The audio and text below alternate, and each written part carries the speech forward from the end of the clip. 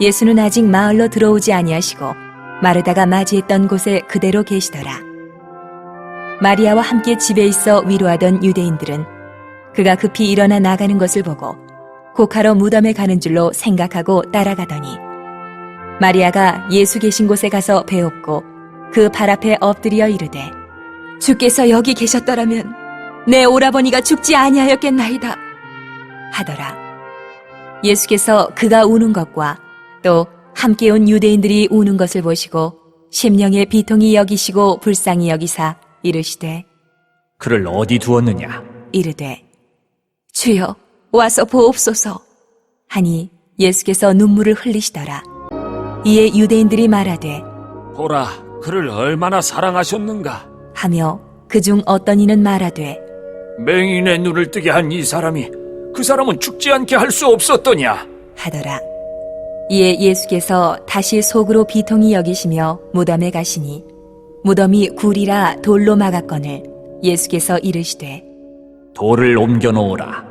하시니 그 죽은 자의 누이 마르다가 이르되 주여 죽은 지가 나흘이 되었음에 벌써 냄새가 나나이다. 예수께서 이르시되 내 말이 내가 믿으면 하나님의 영광을 보리라 하지 아니하였느냐? 하시니 돌을 옮겨 놓으니 예수께서 눈을 들어 우러러 보시고 이르시되 아버지여, 내 말을 들으신 것을 감사하나이다. 항상 내 말을 들으시는 줄을 내가 알았나이다. 그러나 이 말씀하옵는 것은 둘러선 무리를 위함이니 곧 아버지께서 나를 보내신 것을 그들로 믿게 하려 함이니이다. 이 말씀을 하시고 큰 소리로 나사로야, 나오라. 부르시니 죽은 자가 수족을 배로 동인 채로 나오는데 그 얼굴은 수건에 쌓였더라. 예수께서 이르시되 풀어놓아 다니게 하라. 하시니라. 할렐루야. 우리가 이 자리에 앉아 있는 것 자체가 은혜입니다. 한번 옆에 분들 얼굴 한번 쭉 한번 보시기를 바래요. 오늘 그 안타까운 소식을 아마 여러분들이 알고 있을 겁니다. 한 6시경쯤 될 것 같아요. 제가 8시에 전화를 8시 조금 전에 전화를 받았는데 한 2시간 전에 돌아가셨다고 우리 김분순 어르신이 계속해서 염증 때문에 몸의 염증 때문에 치료를 받으셨는데 젊다면 뭐 수술을 하고 막 이렇게 했겠지만은 여러 가지 또 어려운 가운데 약물 치료하는데 그게 안 됐던 것 같습니다. 이 자리에 앉아 있는 것이 하나님의 은혜입니다. 우리가 또 천국 가서 우리 김분순 어르신 만날 줄 압니다. 제가 우리 김분순 어르신 생각하면서 그런 생각이 들어요.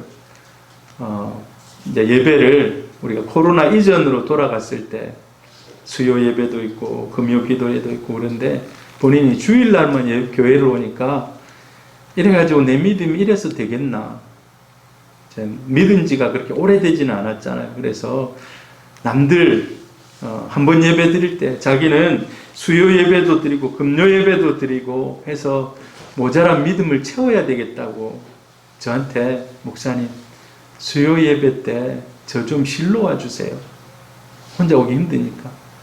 금요 기도에도 좀 실로 와주세요. 그래서 제가 한동안 우리 어르신을 수요일 금요일 실로 다녔습니다. 예배 전에. 예배 마치고 또 모셔다 드리고 코로나 이전까지. 그리고 한 2달 정도 전에 주일날 교회를 못 오셨어요. 그래서 이제 찾아가서 저희 아내하고 같이 그곳에서 예배 드리고 그때 제가 전했던 말씀이 요한복음 14장 6절 말씀입니다. 내가 곧 길이요 진리요 생명이니 나로 말미암지 않고는 아버지께로 갈 자가 없느니라. 그분에게 마지막 전했던 말씀입니다. 2주 전에 저하고 통화를 했어요. 통화를 하면서 병원에서 이제 통화가 됐어요. 그래서 그분을 위해서 이제 기도해주고 아무튼 그게 이제 마지막 그분 우리 김무순 어르신하고 마지막 이렇게 추억입니다. 여러분 살아있을 때 우리 늘 보는 것 같지만 서로 좋은 모습으로 정을 많이 쌓아 두시기를 바랍니다. 할렐루야. 하나님이 우리 김무순 어르신을 지금 천국에서 아마 천군 천사 호위하면서 우리는 영생복락이라 그러잖아요. 하나님의 품에서 영생복락을 누리고 있을 줄로 믿습니다. 믿음 붙잡고 주님 안에서 우리 모든 성도님들 다 믿음의 길 올곧게 걸어가시기를 축복합니다. 오늘은 요한복음 38번째 돌을 옮겨 놓으라 하나님의 영광을 보리라 라는 제목으로 여러분과 함께 말씀을 전하기를 원합니다. 글이 좀 작습니다만 요한복음에 7가지 표적이 기록이 되어 있어요. 7가지 표적. 글이 너무 적네요. 물로 포도주를 만드셨고, 그 다음 신하의 병든 아들을 고치셨고, 38년 된 병자를 고치셨고, 오병이어의 기적을 행하셨고, 또 바다 위를 걸어오셨고, 또 9장에 보면 날 때부터 소경된 자를 고쳤습니다. 마가복음 같은 경우는 엄청 많이 기적이 기록이 되어 있어요. 예수님의 기적이. 근데 요한복음은 적게 기록이 되어 있어요. 그 중에서 오늘 마지막 7번째 이제 기적. 무덤에 있는 나사로를 다시 살리시는 그런 모습입니다. 우리나라나 저 다른 나라나 사람이 죽으면 이렇게 수의를 입히고 이렇게 천을 감아서 이렇게 넣습니다. 요즘은 이제 국가에서 화장을 장려합니다. 화장. 여러분 화장 아시죠? 이제 이렇게 태우는 묘지 공간들도 많이 차지하고 하니까 이제 그런 식으로 간소화하라고 이렇게 합니다. 이스라엘은 지난번에도 제가 얘기했듯이 돌을 파가지고 그 돌 안에다가 갖다 넣어 놓습니다. 어찌 보면 좀 간소하죠. 뭐 이렇게 우리는 막 땅을 파가지고 관을 갖다 묻고 막 이러지만 그렇잖아요. 그냥 사람을 들고 가서 그냥 집어 넣어 놓는 게 장례식 전체인 거예요. 그 다음에 이제 돌을 이렇게 막는 것. 예수님도 저와 똑같은 방법으로 장례가 거행이 됐습니다. 자, 오늘 이제 이 나사로가 살아나는 이 장면을 한번 보면서 말씀의 교훈을 한번 좀 새겨보려고 합니다.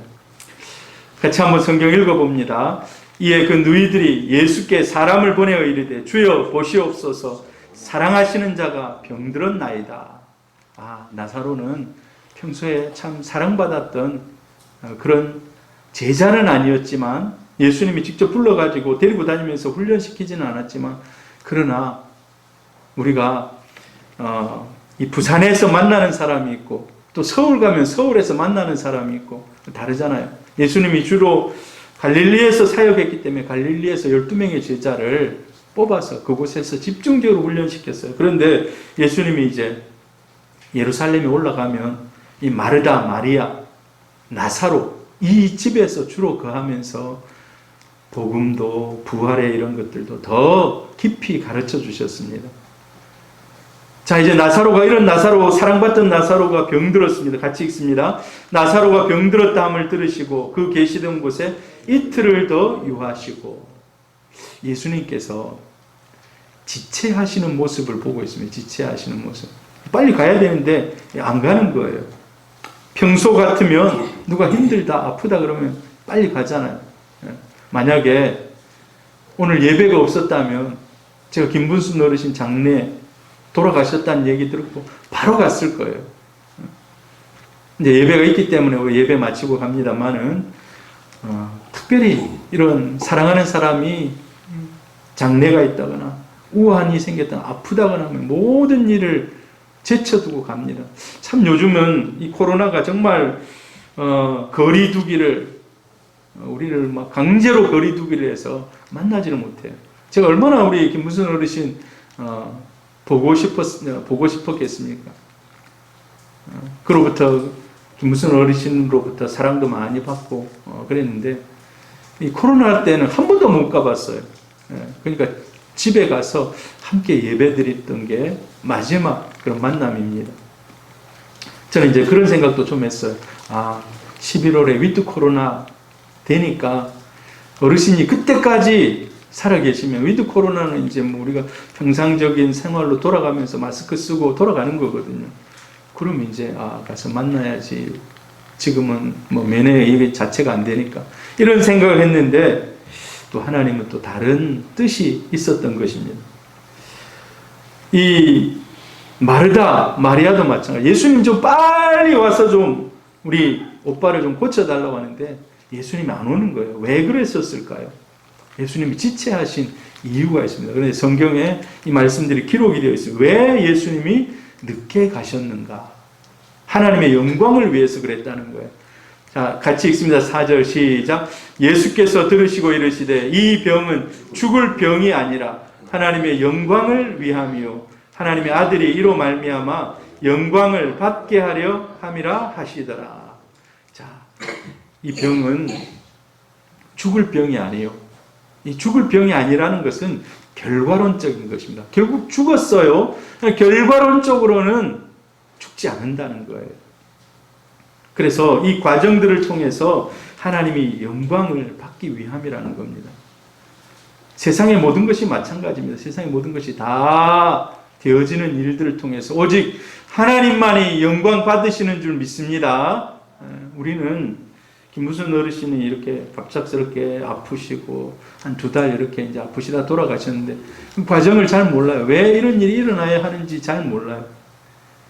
그러나 이 모든 것들이 합력하여 선을 이루고 하나님께 영광 되는 줄 믿습니다. 5절도 같이 한번 읽어봅니다. 예수께서 본래 마르다와 그 동생과 나사로를 사랑하시더니, 나사로가 죽을 병이 걸려 있는 건 맞습니다. 그러나 예수님 볼 때는 죽지 않는다는 거예요. 이 모든 일들을 통해서 하나님이 영광 받으시는데 지체하는 것도 지금 빨리 안 가는 거예요. 예수님이 빨리 그 현장에 가지 않는 것도 이들에 대한 주님의 독특한 사랑의 표현. 저는 한번 생각해 봤어요. 이 나사로가 지금 아파가지고 지금 힘들어하고 막 하고 있는데, 이제 이거는 저의 뇌피셜입니다. 뭐 이게 공식적으로 그런 건 아니고 제 그냥 생각이에요. 나사로를 예수님이 마치 잠시 기절시켜 놓는 거예요. 얼마나 아프겠습니까? 막 이렇게 막 고통이. 그러니까 예수님이, 이건 제 생각입니다. 잠시 기절시켜 놨다가 사람들이 보면 죽은 거죠. 예수님이 가서 깨우신 거예요. 너 더 이상 아파가지고 막 이렇게 하지 마라. 제가 지난 월요일 날 모더나 2차 주사를 맞았어요. 근데 제 평생에 그렇게 주사 맞고 아팠던 적이 없었어요. 화요일 날 내도록 잤습니다. 머리가 지끈지끈하고 집중을 못 하겠는 거예요. 그래서 계속해서 월요일날 주사를 먹고 화요일날 계속 잤어요. 이런 아픔과 고통. 근데요, 그게 정말 계속 된다면 얼마나 힘든 일입니까? 그래서 어떤 사람들은요, 아플 때 그냥 무슨 주사입니까? 그 주사를 맞으면 잠시 그냥 맞는 순간에 잠들어요. 이명이 있어가지고 어질어질하고 막 앞에 교회 그 권사님이 그래서 병원을 딱 데려갔어요. 자기가 도저히 막 세상이 돌아간다는 거예요. 세상이 빙글빙글 돌아간다는 거예요. 이명도 아니고 기에 무슨 그건데. 그래서 병원 응급실을 데려가니까 응급실에 가가지고 주사를 한 대 딱 놓는 거예요. 놓으니까 놓는 순간 바로 잠드는 거예요. 그리고 이제 일어나서 괜찮아졌다고 퇴원하시더라고요. 아마 뭐 중간에 무슨 뭐 약물을 뭐 이렇게 했겠죠. 현수 무슨 약인지 알겠나 그거. 아무튼 주님이 잠시 기절시켜 놓듯이 사람들이 볼 땐 죽었지만 예수님의 표현 잠재우신 거예요. 잠재우신. 이것도 예수님의 그들을 향한 사랑의 모습이었다는 것입니다. 지체하시는 예수님, 왜? 목적이 있어서 지체했다는 거예요. 하나님의 영광을 위해서. 두 번째로는 제자들의 믿음을 위해서. 제자들의 믿음을 위해서. 예수님이 나사로와 함께 있어서 죽지 않게, 그동안도 예수님이 병자를 고치는 걸 많이 봤어요, 제자들이. 제자들이 많이 봤습니다. 막, 아픈 사람, 문둥병자, 기 아프고 조금 전에 구장에도 38년 동안 걷지 못한 그런 사람을 주님이 눈을 못 본 사람을 가가지고 실로암에 가서 씻으라니까 딱 보고 다 이렇게 고친. 자, 근데 이 사건은 나사로가 죽었다가 살아난 사건은 제자들의 믿음을 더 강하게 하기 위해서, 나사로가 죽은 다음에 살림으로 인해서 더 극적으로 주님이 어떤 분이신가를 깨닫게 하고, 우리가 믿음을 붙잡아야 되겠다라는. 제가 어렸을 때 그 뭡니까? 치유의 현장 이런데 가서 한 번씩 본 적이 있어요. 목사님이 와가지고 기도를 해주는 거예요. 아픈 사람 나오라 해가지고 기도를 하는데 이 사람이 다 나았다고 이제 간증을 하는 거예요. 그런 걸 볼 때, 와, 하나님이 진짜 살아계시는구나. 제가 여러분에게 한번 간증했던 적이 있습니다. 어떤 분이 교통사고 나가지고 막 뼈가 부서져가지고 그걸 다 연결하고 막 해서 했는데 퇴원하려고 보니까 이만한 동전 크기만한 그 부분이 뼈가 비어 있는 거예요. 그래가지고 수술을 해서 다시 그 뼈를 거기 채워야지 된다는 거예요. 그러면 또 최소한 한 3, 40일 걸린다는 거예요. 하나님 어떻게 합니까? 그동안도 이제 한 2달 병원에 있었는데 또 있어야 된다니까 그분이 막 망연자실하면서 하나님 저를 고쳐주세요 하고 저도 막 간절히 기도했는데 수술하기 전에 엑스레이를 찍고 딱 했는데 그 부분에 동전같이 뼈가 없는 그곳에 뼈가 생긴 거예요. 할렐루야. 하나님은 없는 것도 있게 하시는 하나님이십니다. 할렐루야. 우리가 그런 일들을 볼 때 진짜 하나님이 살아계시는구나. 우리 믿음이 더 쑥쑥 자랍니다. 우리 믿음이 자라는 몇 가지 포인트가 있어요. 여러분, 말씀을 읽고 말씀을 깨닫고 믿음이 성장하면 그건 정말 스탠다드예요. 말씀을 읽으면서 이 말씀이 막 마음에 믿어지고 해서 그게 깨달아지면 이건 정말.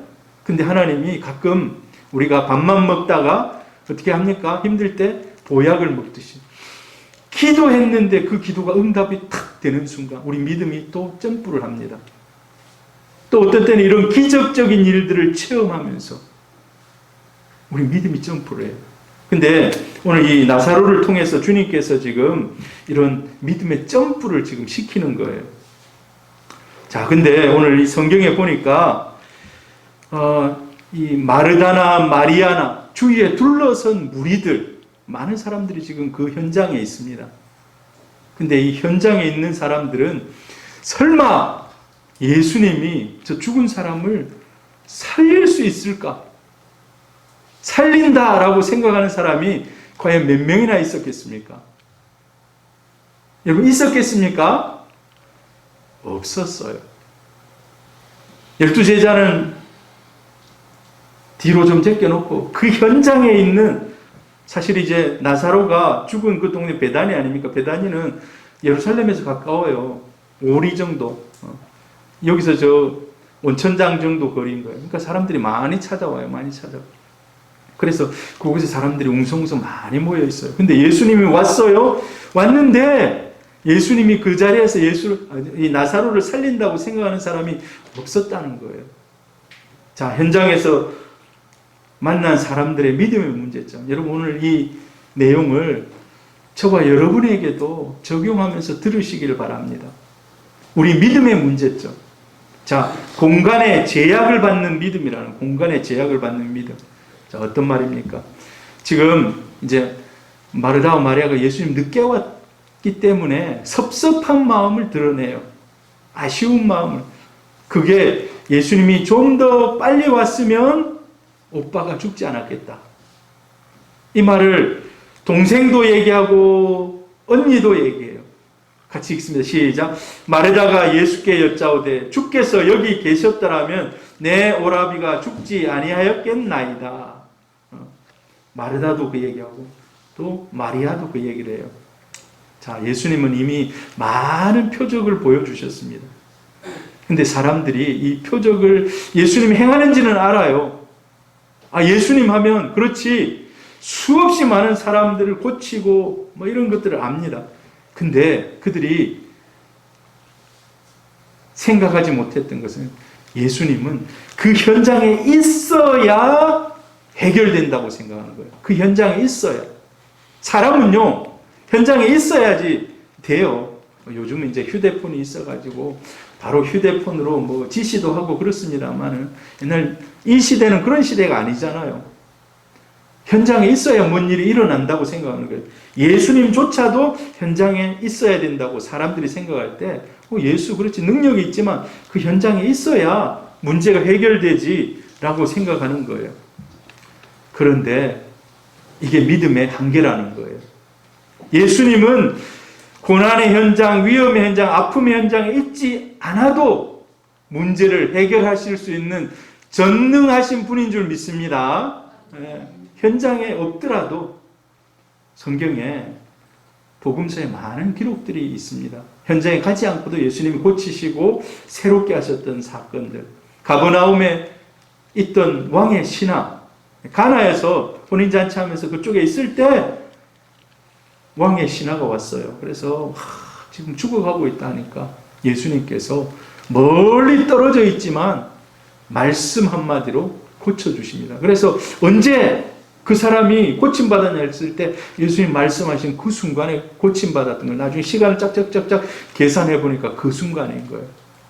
예수님이 현장에 없더라도 능력으로 고치시는 줄 믿습니다. 말씀하시면 되는 거예요. 말씀하시면.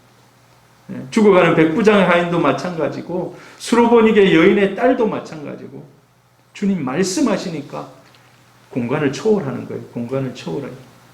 꼭 이 자리에 와야 됩니다. 와야 됩니다. 그렇지 않습니다. 우리가 중보기도를 하지 않습니까? 중보기도를 하는데 사실 중보기도할 때 그 현장에 가서 기도하는 사람 없잖아요. 멀리 떨어져서. 그러나 그 기도를 들으시고 하나님이 하나님의 타이밍에 일하시는 줄 믿습니다. 하나님 타이밍에 일해요. 우리는 그래서 믿음의 제약을 이 공간 안에 있어야 된다. 사람은 그래요.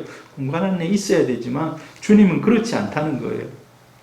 우리가 이 생각을 뛰어넘으시기를 바랍니다. 하나님은 공간의 제약을 받지 않는 분이라는 것입니다. 주님도 마찬가지로. 그래서 여러분 우리는 이 공간 안에서 이해하려는 인식에서 벗어나기를 바랍니다. 예배도 마찬가지예요. 예배도 현장에 와서 예배드리면 정말 좋습니다. 그러나 내가 올 수 없는 상황에서 어디서든 말씀을 펼치고 있는 그곳이 하나님이 계신 곳인 줄 믿습니다. 할렐루야. 두 번째로 시간의 제약을 받는 믿음입니다. 시간의 제약을 받는 믿음. 자, 이 말이 무슨 말일까요? 예수님이 이틀을 더 머무셨어요. 가보니까 죽었어요. 시간의 제약이라는 것은 시간 안에 모든 것이 해결돼야지 이제 시간이 끝나면 더 이상 할 수 없다는 사실. 사람은 그래요. 사람은 죽고 나면 사람의 시간은 끝이에요. 그러나 하나님의 시간은, 예수 그리스도의 시간은 끝이 아니라는 거예요. 계속해서 진행형이라는 거예요. 여러분, 우린 시간 안에 살아가고 있습니다. 지금 이제 11시 이제 몇 분 지나고 있는데 시간 안에 살아가고 있어요. 자, 우리는 시간 안에서 살아가기 때문에 내일 무슨 일이 일어날지, 모레 무슨 일이 일어날지. 제가 어제도 김무순 어르신에게 전화를 했는데 전화가 안 돼. 통화가 안 돼. 충전이 전원이 꺼져 있습니다라고 나오더라고요. 그래서 무슨 일이 일어날지 저는 모르고 그냥 전화만 몇 번 했어요. 몇 번. 그러나 하나님은 시간을 창조하신 분이고 시간 위에서 시간을 내려다보고 있어요. 요한계시록 같은 거 우리는 앞으로 될 일로 보지만 주님은 이미 된 일로 보는 거예요. 우리는 될 일이지만 주님은 된 일로 보고 있는 거예요. 자, 예수님이 와서 보니까 이미 나사로가 죽은 지 4일이 돼가지고 이미 나흘이라 무덤에 있은지. 우리나라는 한 3일 지나야 이 무덤에 넣잖아요. 이스라엘 사람들은 이 날씨가 덥기도 하기 때문에 바로 죽으면 해가지고 갖다 넣어 놓습니다. 갖다 넣어 놔요. 근데 우리하고 생각이 조금은 달라요. 갖다 넣어 놓고 3일 동안 기다려요. 혹시 다시 살아날까 기다려요. 우리는 집에다 넣고 3일을 기다리잖아요. 지금은 뭐 병원에서 돌아가시면 바로 이제 뭡니까? 영안실로 가가지고 바로만 냉동은 아니더라도 이제 부패하지 않도록 이렇게 합니다만은 이스라엘 사람들은 아까 이 수의를 다 입히고 보니까 이 미이라처럼 이렇게 해가지고 넣어요. 죽으면 바로. 근데 죽은 지 3일 동안은 영원히 시체 곁에 머문다고 생각하는 거예요. 그래서 다시 육체로 돌아갈 기회가 있다면, 살아난다면 살아나는 거고, 근데 4일이 지나면 이제 못 돌아온다고 생각하는 거예요. 유효기간, 영원히 육체 곁을 머물다가 들어올 수도 있고 나갈 수도 있다 생각하는데, 이건 이제 유대인들의 생각이에요. 3일까지는 그게 가능한데 4일째 되는 날은 이제 시효 끝. 이제 더 이상 안 돌아온다는 거예요. 자, 근데 예수님이 며칠 됐다고 합니까? 이곳에 온 지가 4일. 그러면 유대인들의 생각은 이제 어떤 겁니까? 아, 우리 생각은 끝났구나. 영혼도 육체 곁에 머물다가 떠나갔다라고 생각하는 거예요. 자, 죽은 지 나흘이라는 말이 우리가 보니까 죽은 지 나흘 됐구나 이렇게 이해하지만 이스라엘의 풍습이나 그들의 생각 속에는 이제 이거는 한계를 지난 거예요. 한계를 지난 거예요. 자, 39절 한번 읽어보면 시작. 예수께서 이르시되 돌을 옮겨 놓으라 하시니 그 죽은 자의 누이 마르다가 이르되 주여 죽은 지가 나흘이 되었음에 벌써 냄새가 나나이다. 자, 이제 냄새가 나는 것 어떻게 하겠습니까? 이 냄새가 난다는 말은 뭡니까? 이제 부패가 되고 진행이 되고 있다는 거예요. 이제 죽은 지 4일이 되어서 냄새가 날 정도로. 여러분, 이런 상태에서 가망성이 있습니까? 없습니까? 우리가 이제 성경을 모른다 보고, 성경은 이미 살아났지만 모른다 보고 했을 때 이미 가망이 있습니까? 없습니까? 이 가망이 없는 거예요. 가망이 없는 거. 그래서 마르다 마리아가 원망스러운 뜻으로 얘기하는 거예요. 돌을 옮겨 놓아봤자 소용없다는 거예요. 좀 일찍 오시지. 우리 생각 속에 3일까지는 그래도 어느 정도 신락 같은 그 희망이 있었지만 4일은 모든 게 끝나버리고 이제 예수님이 왔지만 모든 게 끝나버렸다는 거예요. 죽음이 더 강하게 그들의 마음을 지배하고 있다는 거예요. 자, 이게 사람들의 믿음의 한계라는 거예요. 시간의 한계라는 거예요. 무슨 일을 하다가 우리가 잘 안 되면 여기까지구나 하고 접어요. 시간의 한계. 자, 그런데 주님은 그 시간의 한계에 끝이 없다는 겁니다. 할렐루야. 끝이 없다는 거예요. 여러분, 에스겔 37장에 보면 이미 썩어가지고 다 뼈가 다 드러나고 이제 가루가 다 돼버렸어. 근데 성령께서 그 위에 쫙 와가지고 너 대언하라. 이 뼈들이 살아나라고 얘기해라. 그래. 대언을 합니다. 그러니까 뼈들이 툭툭툭툭 와가지고 쫙 붙는 거예요. 아마 이거는 마지막 때에 이런 일들이 일어날 겁니다. 마르다에게 필요한 것은 죽은 지 나흘이 되어서 냄새가 난다고 상황을 보고하는 것이 아니라 돌을 옮기라 하면 주님 말씀 듣고 순종하면서 돌을 옮기는 거예요. 우리는 그래서 우리의 시간과 하나님의 시간이 같다고 생각하면 안 돼요. 하나님의 시간은 우리는 천년같이 여기지만 하나님은 하루같이 사실 수도 있다는 거예요. 성경에 그런 얘기들이 나와 있습니다. 그래서 주님은 때로 그냥 하나님의 시간에 맞추어서 그냥 놔둬버려요. 놔둬버려요. 지금 당장 도와주셔야 합니다. 당장 안 그러면 안 돼요 하지만 하나님 놔둬버릴 때가 있어요. 왜? 하나님의 시간표는 우리 시간표하고 다르기 때문에. 근데 중요한 오늘 제목과 같은 그런 말씀 같이 읽어보면 시작.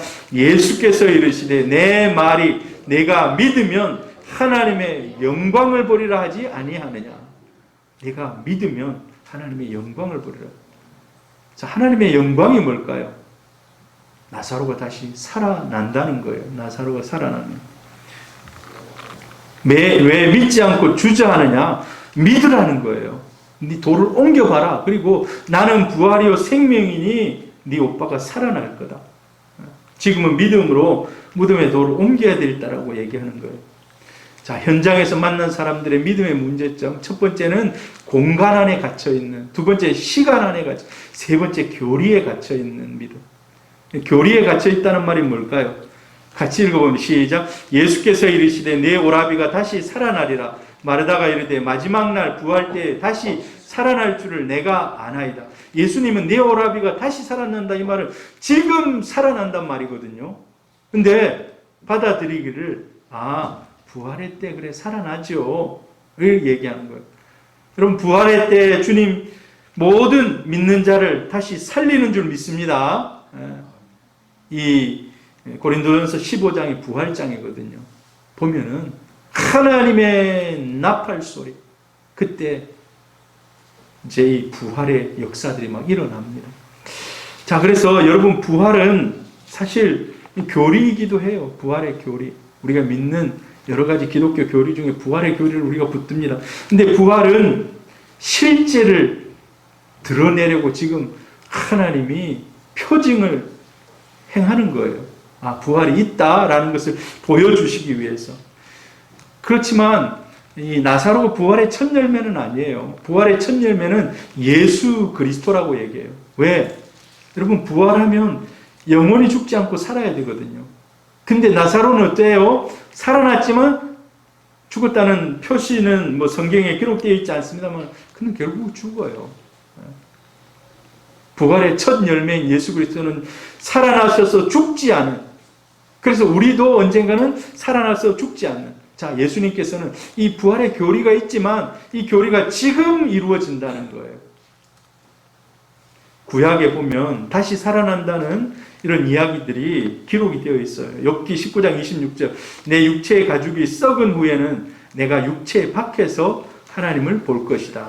주께서 나를 무덤에 버려두지 않으시고 주의 거룩한 자를 썩지 않게 하실 것이다. 라는 이런 부활의 교리들이 있습니다. 그리고 이 부활의 교리를 바리새인들이 가르쳤어요.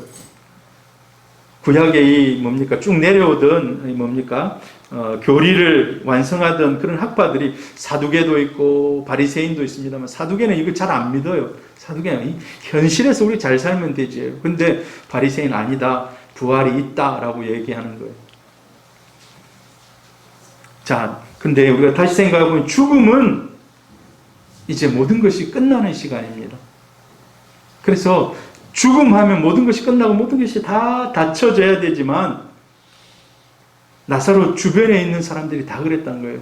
동생들, 문상 왔던 사람들, 죽음이 끝이에요. 그러나 이 교리, 언젠가 살아난다는 이 교리가 지금 이루어진다고는 생각하지 못하는 거예요. 근데 예수님은 지금 이루어지게 한다는 거예요. 자, 이 말씀 여러분 꼭 좀 암기했으면 좋겠어요. 암송했으면. 자, 25절 같이 읽습니다. 예수께서 이르시되 나는 부활이요 생명이니 나를 믿는 자는 죽어도 살겠고 무릇 살아서 나를 믿는 자는 영원히 죽지 아니하리니 이것을 내가 믿느냐? 이것을 내가 믿느냐? 지금 이 살아난다는 부활한다는 이 교리를 네가 들어왔지만 그걸 네가 믿느냐라고 해요. 여러분 교리, 우리 신앙이 성경만 열심히 공부해가지고 이걸 막 지식으로 알고 있는 믿음에서 마무리하면 안 돼요. 이 말씀이 실질적으로 이루어지는 체험의 믿음으로까지 나가기를 바랍니다. 이 성경을 읽으면 우리가 알아야 할 진리들이 참 많아요. 그게 막 머릿속에 정리가 쫙쫙쫙 돼요. 근데 이 정리된 신앙이, 교리가 진짜 삶 가운데 이루어지는, 내가 살아가면서 이런 현상들을 딱 겪으면서 그렇지, 하나님의 말씀이 그때 그렇게 기록되어 있었는데 하고 자기가 그걸 붙잡는 것입니다. 부활도 마찬가지입니다. 부활도 교리가 아니라 현실. 지금 예수 그리스도께서 그곳에 계실 때 부활도 교리를 넘어서 현실이 된다는 것입니다. 썩은 냄새가 나지만 언젠간 부활하겠지라고 생각하는 그 교리, 그러나 그게 교리를 뛰어넘어 현실로 나타난다는 것입니다. 여러분, 우리 신앙이 그런 신앙에까지 나가기를 바랍니다. 교리적인 차원에서 더 현실로 나아가는. 자, 이제 예수님이 눈물을 흘리시는 모습이 보여져요. 예수님이 그런 모습을 보고 다 눈물을 흘려요. 예수님이 분노하십니다. 예수님이 왜 눈물을 흘렸을까? 여러분, 우리 이제 김무순 어르신이 돌아가셨다는 얘기 듣고 눈물을 흘리신 분이 계시는지 모르겠는데, 사실 우리 기독교인들은요, 눈물 잘 안 흘려요. 돌아가셔도. 여러분, 눈물 흘립니까? 누가 돌아가셨다. 아, 예수 잘 믿다 돌아가셨다. 정말, 근데 이제 막 옛날에 추억이 아련히 생각나서 막 눈물 흘리고 그럴 경우 있습니다만은, 이 뭐라 그럴까요? 언젠가 다시 만날 것이라는 그런 소망이 있기 때문에 눈물 잘 안 흘립니다. 근데 예수님께서 좀 이따가 살릴 건데 눈물을 흘려요. 눈물을 흘려. 좀 이따가 예수님 바로 살리잖아요. 근데 사람들이 울고 있는 모습 보면 자신도 눈물을 흘려요. 왜 그럴까요? 이 눈물은, 예수님이 보여주신 이 눈물은 사실 분노의 표현이에요. 분노. 왜? 죄와 사망의 권세에 갇혀 있어서 그 제약을 뚫지 못하고 거기에 얽매여 있는 사람들을 보실 때 주님이 지금 분노하면서 눈물을 흘리는 겁니다. 사망의 세력에 허무하게 사람들이 지금 지배당하는 모습을 보면서 현실에 대한 이 분노, 사랑하는 나사로까지도, 그 가족까지도 지금 이런 모습 속에 있는 걸 보면서 지금 주님의 분노가 나타내는 겁니다. 그래서 예수님께서는 이 분노 때문에, 원래 그렇게 계획이 되어 있었죠. 십자가에 돌아가실 일이. 그래서 결국은 예수님은 이 분노를 이기기 위해서 십자가에 죽으심으로 이 모든 것들을 다 끝장내신 줄 믿습니다. 할렐루야. 예수님이 눈물을 흘리셨다. 소리 없는 눈물이에요. 깊은 애정을 표현하는 단어. 그 의미는 좀 더 깊이 들어가 보면 예수님의 깊은 슬픔으로 가득 찬 눈물, 분노. 사람들은요, 이 죽으면 끝이라고 생각하고 울지만 예수님은 지금 끝이 아닌데 끝인 것처럼 생각하는 이 현실, 분노하면서 지금 눈물 흘리는 거예요. 자, 그리고 이제 무덤을 엽니다. 돌을 굴려요. 돌을 다 굴려요. 그리고 나서 큰 소리로 부릅니다. 뭐라고 부릅니까? 나사로야 나오라 하라고. 나사로야 나오라. 나사로야 나오라. 자, 옆에 있던 사람들이 어떻게 생각하겠어요? 지금 죽어갖고 썩은 냄새가 나는데, 냄새가 나고 있는데 나사로야 나오라 라고 부르는 사람들이 저 미쳤나? 미쳤나? 이런 생각할 거예요. 어떤 때는요, 이제 간증들을 들어보면 현실은 완전히 아닌데 이 사람이 믿음으로 선포하고 할 때 저 사람 미쳤나? 여러분, 그런 간증 좀 들어보셨습니까? 정말 현실은 완전히 동떨어져 가고 있는데 작은 믿음으로 선포하고 믿음으로 나갈 때 저 사람 미쳤나? 하나님은 상식도 없으시나? 하나님이 상식을 가지고 일하시기도 하지만 하나님은 그 상식도 뛰어넘으시는 분이거든요. 시간과 공간과 모든 걸 뛰어넘으시는 분이거든요. 나사로야 나오라라는 얘기를 들었을 때 예수님 좀 이상하네 라고 생각하는 사람이 대부분이었을 것입니다. 자, 근데 그거는 예수님이 어떤 분인지 모르기 때문에 그래요. 어떤 분인지 모르기 때문에. 나사로야 나오라 라고 얘기했을 때 천지를 창조하셨던 그분의 권능을 가지고 선포하시는 것입니다. 하나님의 아들로서 창조주의 권세를 가지고 지금 나사로를 나오라고, 당장 나오라고 명령하는 거예요. 창세기 1장을 열어보면은요, 창세기 1장을 보면은 하나님이 태초에 천지를 창조하셨다. 빛이 있으라 하니까 빛이 갑자기 탁 생겨납니다. 말씀하시면 그대로, 말씀하시면 그대로 하나씩 촉촉촉촉 이루어져요. 그 권능과 그 능력으로 지금 선포하고 있는 겁니다. 나사로야 나오라. 나사로가 죽어가지고 지금 막 진물이 흘러내리고 어떻게 되더라도 나오라 하면요, 벌떡 일어나서 모든 것이 회복돼서 나오는 거예요. 왜? 창조주의 권세로서 명령하기 때문에. 지금도 주님은 일하시는 줄 믿습니다. 지금도 성령께서 일하십니다. 이게 한두 번 있었던 게 아니에요. 성경에 보면 예수님이 말씀하시니 그대로 된 게 복음서에 많이 기록이 되어 있어요. 그때 바로 이 신적인 권세로서 주님이 선포하시는 거예요. 자, 여러분, 바람이 갑자기 잠잠해질 수 있겠습니까? 아니면 귀신 들린 사람이 막 이렇게 하고 있다가 갑자기 짠 하고 그냥 정상으로 탁 해보고 딱 나오겠습니까? 이게 사람의 생각은 불가능해요. 근데 예수님이 말씀하시면 그대로 돼요. 마가복음 1장 25절 시작. 예수께서 꾸짖어 이르시되 잠잠하고 그 사람에게서 나오라 하시니, 잠잠해 나와 하니까 귀신들이 다 한꺼번에, 그 뭡니까? 5,000명, 그 레기온이라는, 레기온이 5,000명 단위인데 그 한 사람 안에 그만큼 많은 마귀가 들어가 있어요. 사단이, 귀신이 들어가 있어요. 나오라니까 싹 나와가지고, 우리 어디로 들어갈 거예요? 돼지떼에게 들어가도 됩니까? 들어가라니까 돼지떼가 그냥 쫙 가서 몰사해 죽는. 같이 읽습니다. 시작. 예수께서 깨어 바람을 꾸짖으시며 바다더러 이르시되 잠잠하라 고요하라 하시니 바람이 그치고 아주 잔잔하여지더라. 저도 이 태풍을 피해서 배를 탈 때, 태풍이 오면요 무조건 피해서 제일 먼 길로 내려가요. 태풍을 뭡니까? 바람을 맞아가지고, 태풍을 맞아가지고 이길 배가 없기 때문에 태풍의 경로가 나오면 무조건, 여러분 태풍이 이렇게 뭡니까? 이 경로가 나오잖아요. 같이 신문 보면 내일은 여기까지 나오잖아요. 제일 먼 데로 갑니다. 제일 먼 데로. 그런데 그 바다가 잠잠하라 이 말에 그냥 유리알처럼 쫙. 여러분 잠잠한 바다 보신 적 있습니까? 잠잠한 바다.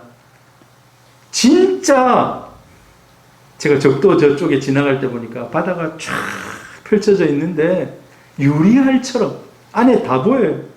뭐가 쫙 지나가요. 다 보여요. 그 다음에 좀 있으면 날치가 쫙 날아가요. 날치가 막 옆에서. 그런 바다도 있어요.